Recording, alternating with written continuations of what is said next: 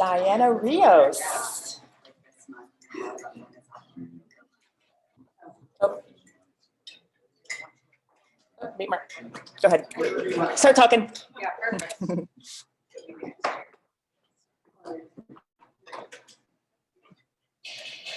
Hi everyone, I'm Dianna Rios, Economic Development Coordinator for the County of Humboldt. I have been with the county for, this week will be my 1 year, so I'm very excited to be here. Today with me is Tanner Eckerton. He is a County of Humboldt Economic Development Specialist, and so he's been helping me with Project, go back. That's the last one. Start here. Can you slow down? Is that too fast? Sorry. I'm sorry, yeah. I almost need a stool. Can they see me? Yeah. Okay. Okay. Perfect. If you're up to do what I can once I can. Okay, perfect. I am going to cheat and use my notes though. Hi, everybody on Zoom. Thanks for listening today. So I'm here today to talk about our comprehensive economic development strategies, which is a report that we do every 5 years in the County of Humboldt. It helps us leverage, our region leverage EDA funds. So Which funds? EDA. Economic Development Initiative. Thank you. Yes, and Greg Foster's here. He's been a part of this process for many, many years, and I worked on one of the first plans, and we dealt with the emergence of the horseless carriage, and the need to start paving roads. So. He's super valuable, and he's the reason why I'm here today. So I'm really excited to be here talking about this. It's a technical document required in order for us to apply for EDA funds. Really important when last time it was done was in 2016-17 for 2018 through 2023. As you can imagine, a lot has changed during the last 5 years, but it's also an opportunity for us to come together and talk about our region collectively, and we're going to be focusing a lot on that. It also acts as a voice for our community and a roadmap for the future, and if it didn't in the past, it's going to this time. So as you can imagine, we've had, we have a lot has changed in the last 5 years since the last document has come out. We had a global pandemic in the middle of that 5-year strategies. And in 2020, the Economic Development Department decided we were going to redo the CEDS right mid-year and address the concerns of COVID.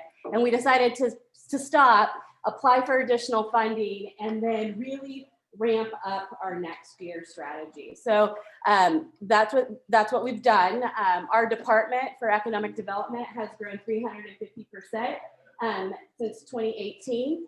So has our program. So we're really investing, the county is really investing into our economic development department and our community. And we're going to be able to see that through this next comprehensive economic development strategy.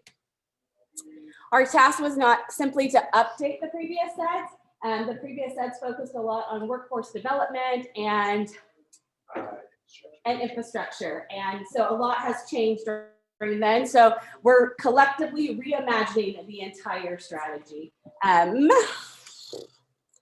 We're going to be talking about the values that will drive the CEDS, economic growth, balanced equity, and environmental sustainability. We're taking that information from the federal government, the state, our Board of Supervisors strategic framework, and we're going to be going out to our communities and talking to our communities about this and hearing from them.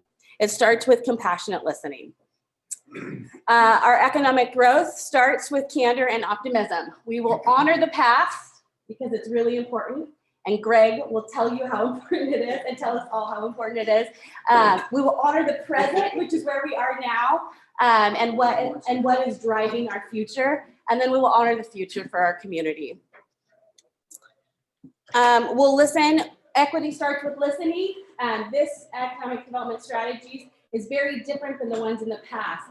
Last year, our last one in 2018, about 25 people, I believe, Greg, tell me if I'm wrong on that, about 25 people sat around and we worked on that, the strategies, and then we surveyed about 100 community industry leaders to create the CEDS. We also did a countywide study It went to PO boxes, and that information was also utilized to inform the CEDS. This year, we're doing it very differently. We're going out to the community. We're taking the county, out of the county, and into the county, and we're going to be listening to our citizens. What is driving your region? What are your needs? What is your SWOT? We'll be doing a SWOT analysis in 6 different parts of the county. We'll also do one virtually, and then we're going to do a 7th one, so an 8th one, which is with our industry leaders, it'll be the REDEX and the AEDCs, it'll be our city governments and our county governments and our business industry leaders. And then we'll use that EDA information or EDD information to pull that. And we'll do another SWOT analysis with the industry leaders. And then we're taking all of that information together and we're going to form the CEDS, including studies and surveys that we'll be doing in addition to the community outreach. And then we'll create effective change starts with a clear plan. A lot of questions on what we're doing and how we're going to be doing it. It's going to be a lot of learning. We say we're experts in our field, but we're not experts in every community. And so we need to hear from our community in order to create a plan that will actually represent our community. And we've got it a lot. How can you ask the community for their economic development? They're not economic development experts. And the reality is they are experts in the community. There are baristas and there are doctors, there are nurses, and there are grocery store workers. They see the community in a very different light than we do. And it's really important that the CEDS comes from our community and not just our entities. And I'm a Rotarian, so I'm all about people and passion. And so it'll be very different. It's making some people uncomfortable, but that's okay. So I'm all about listening because you learn by listening. And so the first step will be the listening part. The SWOT analysis that we'll be doing in the 6 different regions, the SWOT analysis with our industry leaders, listening to our community. Currently, we've been doing some community outreach events. We recently just went and participated in Bigfoot Days, had an event, just did some talking to the community. The data will not be able to use, but it will be able to use for marketing. And we're going to be using that to say, here, Willow Creek, here is what we heard from you. If this is an accurate picture, great. And if it's not, communicate with us. And so that way we can just keep that dialogue open. Tonight, we'll have a booth at the Friday night market. We're going to be having a booth at the farmers markets. And we're just going to be talking to our community. The more that we hear, the more that we can learn. Then we're going to be developing our plan. And we'll do that with our surveys and studies, in addition to the SWOT analysis, putting that information together to help Humboldt rise. Humboldt Rising is our theme this year. Our theme, there are a lot of things that make us different. Our differences make us vibrant. And our commonalities make us stronger. And so we're really going to be focusing on that component for us and putting a face to it. The CEDS has typically been an in-house county project with entities, which has been great and it has worked and it has been able to leverage us funds through the EDA. But we want this to be something that doesn't sit on a shelf and that can be used all 5 years. And so what that looks like is putting a face to that. So we're doing community storytelling. We're just asking people, tell us about an economic development story that you have. And I mean, mine was very simple and about me working at 16 in a restaurant and what was that experience to me and how my impact in that business affected that business for years to come. And just, it was a small thing, but it was a big thing for them. And the relationships that I built have been really powerful. And just share that, like my little story as a 16-year-old working in a restaurant is important to hear because it puts us together in commonalities.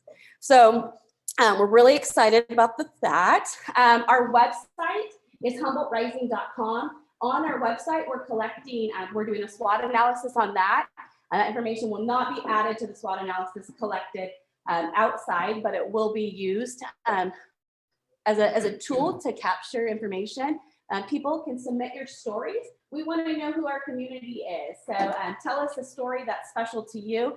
Some of them will be used to inform the CEDS. Some of them will be used for marketing purposes, and some of them will be housed on the website as just some fresh new content. So people keep checking out that story, learning about our community. And then we will be taking our CEDS, once the information is all collected, we will be posting it on our website, taking it back to the community and saying, we heard from your SWOT analysis in the community. We heard from the SWOT analysis and our industry leaders and entities.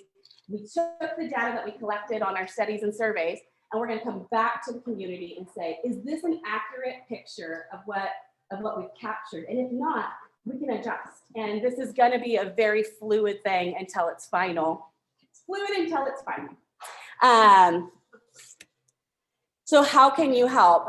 We are asking for you to participate in our community roadshows. It's really important that we have a full house and that your community is represented, that your neighbors are represented, and that your people are represented.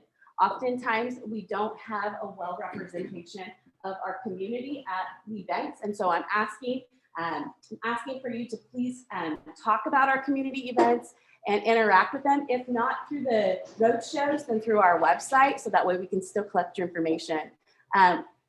We want to collect your stories, and so we're doing that through our website. And then Allie, we've hired Allie Jones from Illuminated Marketing. She will be helping put together the documents. The beautiful slides are because of her. And aesthetically, she's helping us with that. She's also facilitating the road shows.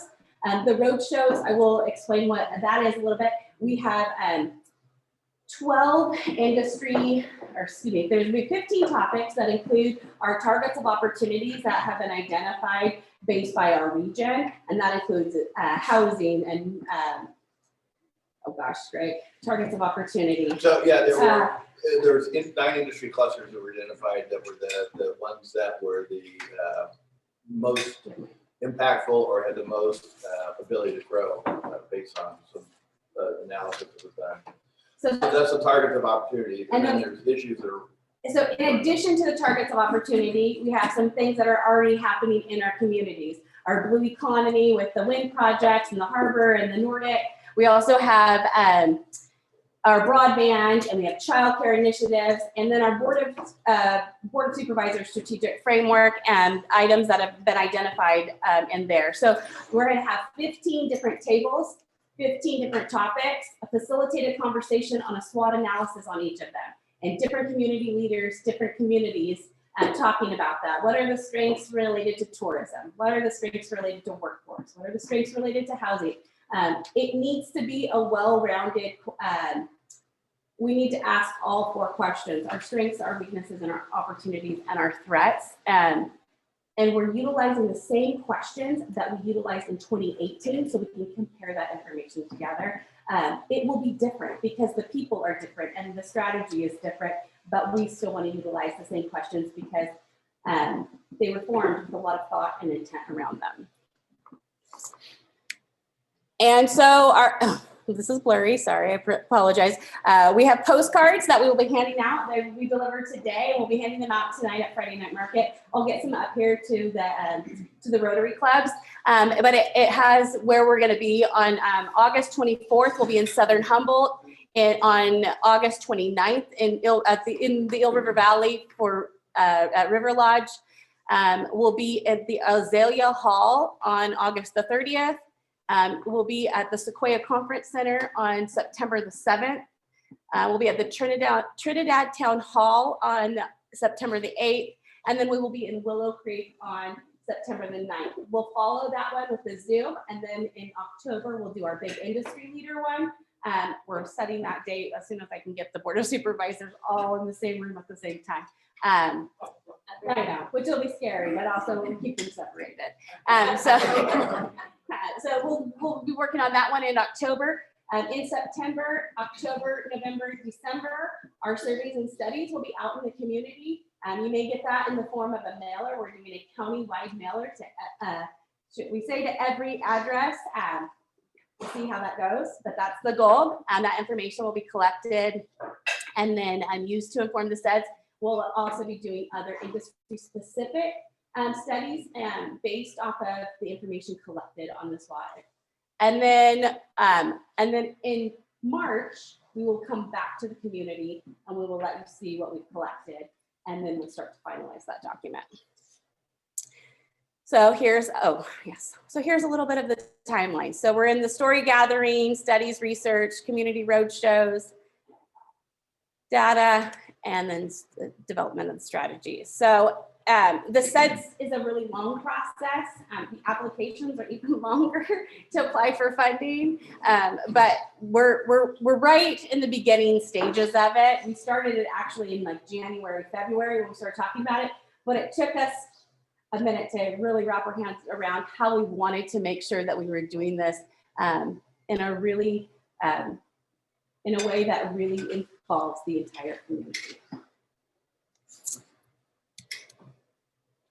So it's important, and I put this in here, and I know it's kind of like a weird place to put it, and I was having a hard time, but we have this slide, and it really means a lot to me because prosperity, the Prosperity Network was originally formed years ago. I want to say maybe back in 2008 or 2000. 1999. Okay, 1999. Perfect. Before she was born. Yeah, I had a daughter that born that year. I'm going to be a grandma. But prosperity means something very different to each person. Prosperity could mean the Carson Mansion. It can just mean locally grown food or just food. And it can just mean equality. And so really important that prosperity to you means something very different than prosperity to Tanner or to myself. And so it's really important to me and to our county and to the people leading the CEDS that we really do listen to our community.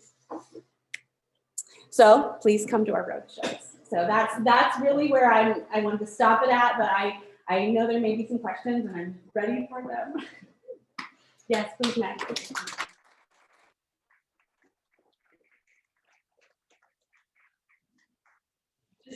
I mean, this is obviously, I've been working with older adults for 35 plus years, and one of the things that I think that we have to look at in terms of prosperity is not just child health care, but elder care. Yeah. We see a lot of people who in this room are taking care of either parents or spouses or siblings, and it does, and a lot of us are working still, and it does have an impact, and I just wish that would be included in the conversation because it impacts people's prosperity unbelievably. So you're on. Yeah. No, and that makes a lot of sense. I'm busy going down to my mom's to take care of it. And I help take care of 2 women too, Yeah, so and you I know. check on 2 people and we're grocery shopping for 2 people. Yeah. And so I understand, and so we'll definitely make sure that we include that in some kind of component. Yeah, I would just say that, the topics we got from the Board of Supervisors Strategic Framework, targets of opportunity, federal, state budget, that's a starting point. We go to the community, we narrow that down, and we go to the industry leaders and community leaders, and we narrow that down. We actually have actionable items and goals. So yeah, please come to the roadshows. Tell us about that. We'll speak to it. Yes, please. Hi, Diana.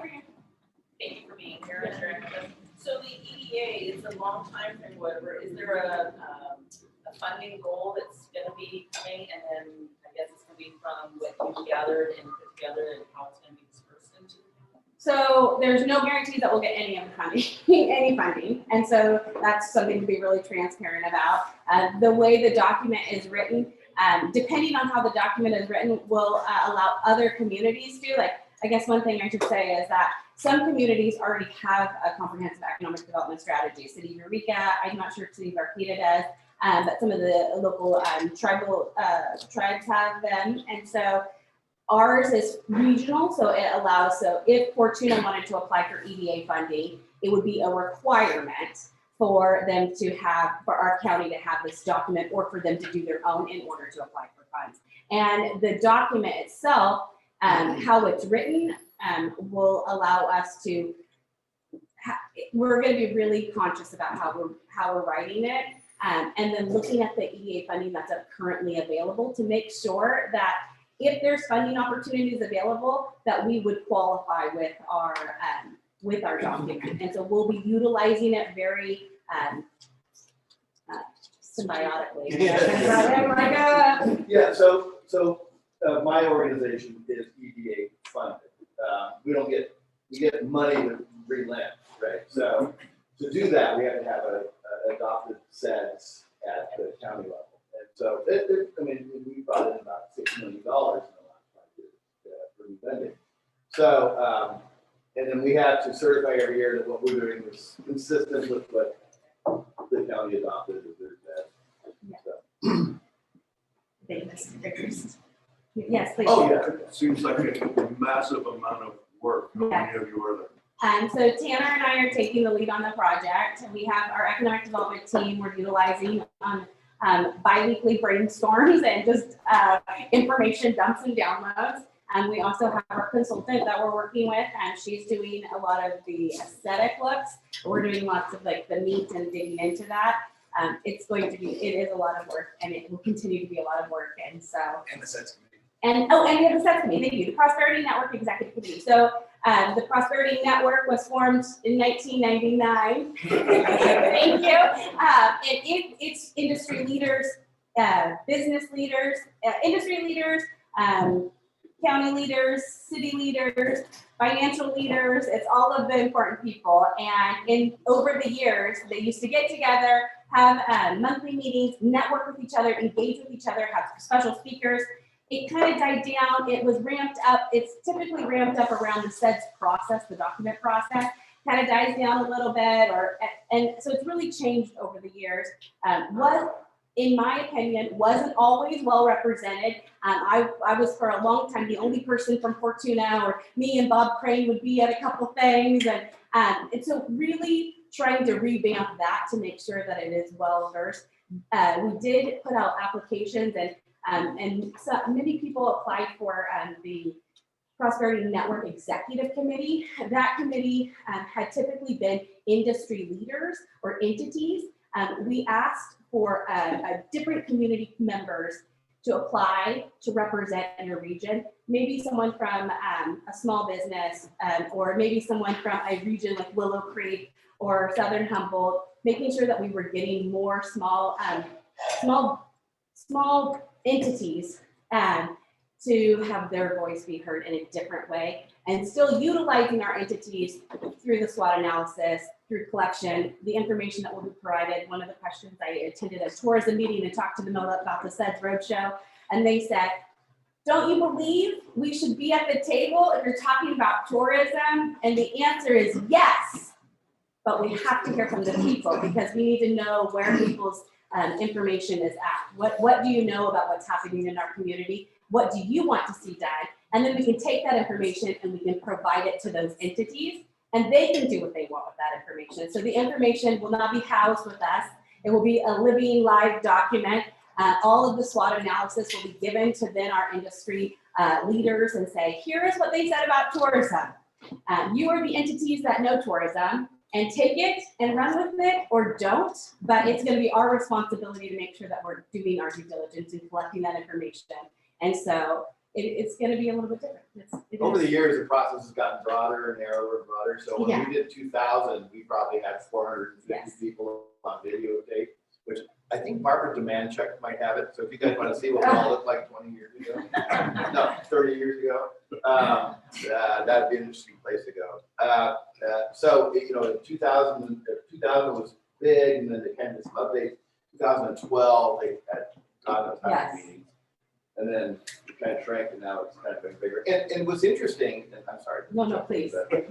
What's interesting, of course, is that when we were doing 2000, the things that we considered our assets at the time are our weaknesses now, right? So at the time we had abundant affordable housing, we had abundant available labor, we had a lot of the other things. And so our goal at the time was like, how do we spur investment?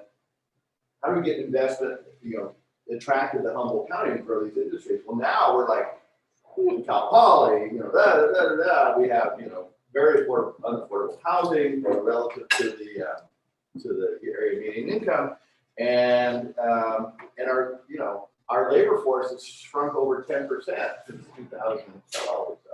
So we have 6,700 fewer people in the labor market now than we did in 2010. So we have it's completely flipped on its head, and so that's their challenge. Our challenge. question Yes. from a. Yeah, our challenge. Question from a Zoomer, from Peggy. How are they ensuring that, or how are you ensuring that you are reaching out to communities of color who are traditionally left out of these initiatives? Yeah, so we're utilizing our, the Humboldt, Community resources. the Humboldt Community Resource Guide that just recently came out, but we're also utilizing the resource that we're collecting. So we're going into communities and we're specifically saying, what entities should we be communicating with to communicate this? And we're getting that information. And then we're also sending them the information saying, come to our roadshows, participate in our SWOT analysis, and participate because we want to hear from your voices as well. And so we're utilizing the resources that are available to us, but that is going to be a lot of our community members, and we need the community members to know about it. We'll also be providing the documents and several of them. Yes, yeah, the document will be translated in English, Spanish, and in Hmong. Well, thank you very much. Okay, thank you so much.